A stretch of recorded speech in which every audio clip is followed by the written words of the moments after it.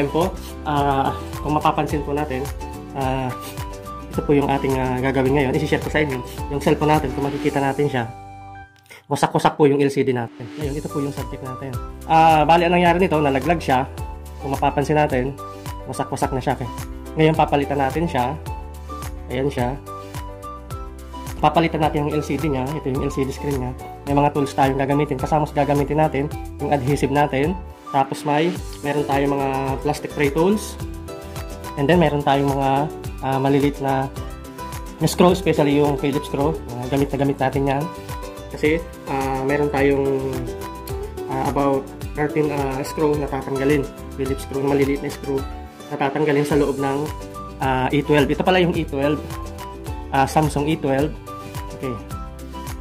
And then, meron tayong improvised na, ito yung mga tools natin, meron tayong improvised na ano. Okay, doon po sa mga bata, huwag pong gagayahin to kasi delikado to. Okay, then, isinama ko na yung ano, papalitin natin yung screen niya, yung screen protector niya. Then, including yung panglinis niya. Okay. Bali, ito po yung ating pampalit. Okay, yan. Bagong-bago. Yan ang pampalit natin.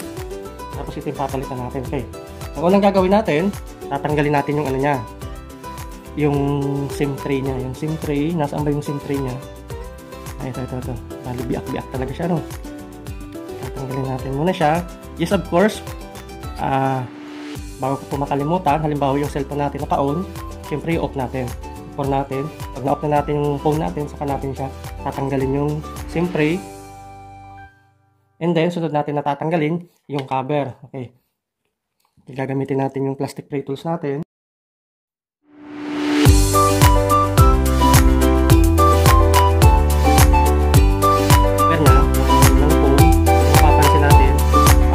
Siya. Ayan, parang may wire sa diyan. Okay, yan po yung ano, yung power button and fingerprint sensor niya. Yung flex cable niya. Okay, ang gagawin natin, tatanggalin lang po natin yung ano, yung connector niya dito, ayan. Papansin mo natin, yan. Iangat lang natin siya. Ayan. Okay. Ito po yung naman niya. Ayan siya. Natin siya dito. Yung SIM tray niya. Okay. Ito naman, kung makikita natin siya, we have around the edge, including yung fingerprint reader niya. Behind this area. Okay. Ito yung flex cable niya. Okay. Flex cable ng power button and fingerprint sensor. Okay. Then, ito nakikita natin mga puti dito. Ito yung ano niya, ito yung rubber. Okay. Rubber around the edge. Ayan, nakikita mo na sa gilid. Ayan siya. And then, ito yung cover ng ano ng era. And then, kung mapapansin natin itong side na to, itong abuhin nito, copper color niya. Tatanggalin natin yung ano niya, yung main LCD ano niya, flex cable. Yung LCD flex cable niya, ito siya. Okay, before natin siya matanggal, kailangan tanggalin natin yung mga ano, yung Phillips screw. Tatanggalin natin yung I think we have kung hindi ako nagkakamali, 13 Phillips screw.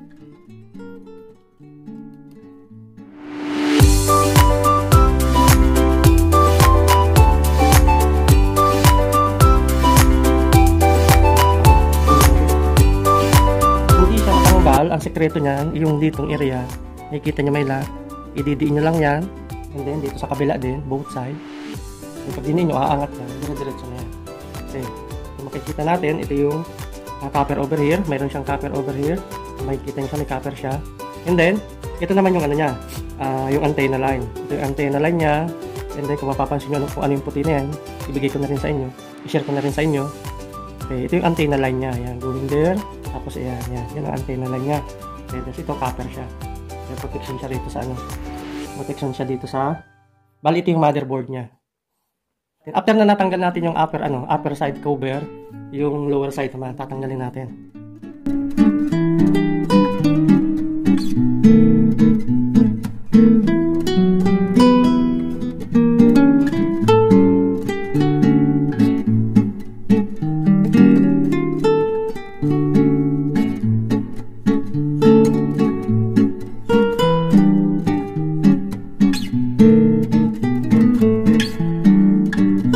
Ito yung lower side niya, rubber protection niya, yan.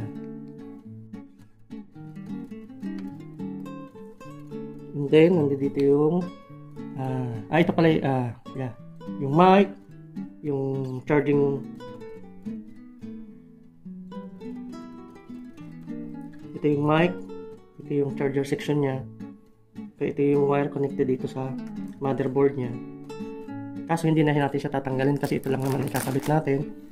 But bago natin siya kabit, kailangan tanggalin muna natin yung LCD, papalitan natin. Okay, before that, kailangan tanggalin muna natin tong flex cable niya. Yung LCD cable niya, medyo kakahigin nyo lang sa gitna, dito sa gilid niya. Tanggal na siya.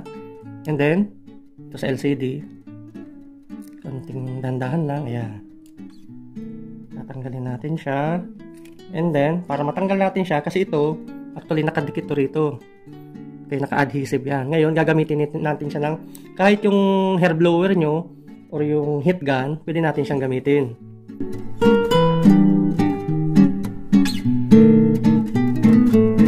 Okay, saka natin siya susubukan tanggalin. Okay. Ito po ay improvise ko lang Yung iba, ang ginagamit nila, ito pa rin ang traditional tools nila. Okay, yung sa akin kasi, sariling idea ko lang to. Pero nasa sa inyo pa rin yan, kung gagayahin nyo. Pero mag-ingat lang po kayo kung gagayahin nyo. Okay, umpisahan nyo po sa pinakamadaling posisyon, especially doon sa nabiak. Yun lang naman po sikreto niya.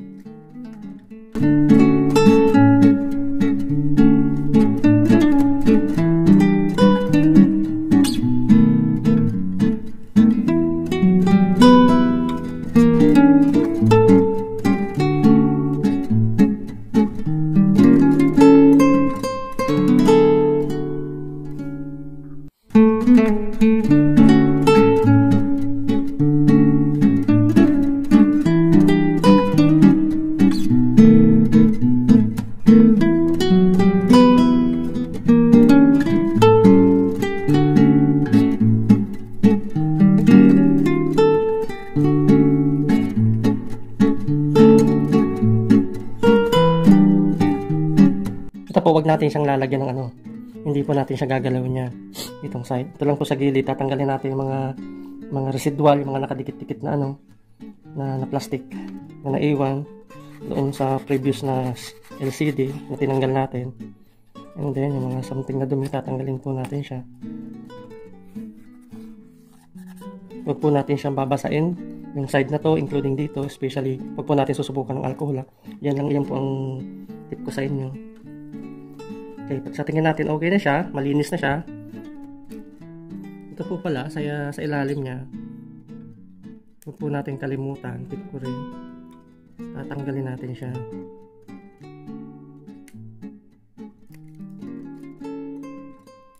Kasi pag hindi nyo tinanggal yan, hindi yan didikit dito. Yan, katulad nitong makikita natin yung old, ito yung basag. Okay, kung mapapansin natin, nakadikit sa dyan. Dapat nakadikit talaga siya dyan. Yan, nakadikit sa likod ng LCD. Kaya tinanggal natin itong protection plastic niya para maidikit natin siya ng ganyan. Yan. Ilagay, make sure na lalagyan natin siya ng T700.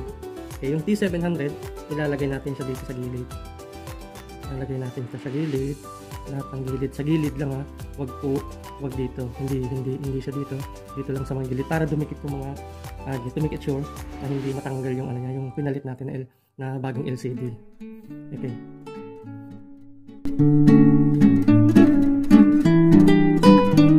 Okay, after na nadikit po natin siya, pagkatapos natin na malagyan siya ng adhesive, yung T7000 yung ginamit natin na adhesive na pandikit, iiwanan muna natin siya ng mga ilang minuto para dumikit siya. Much better kung makakuha tayo ng pang niya.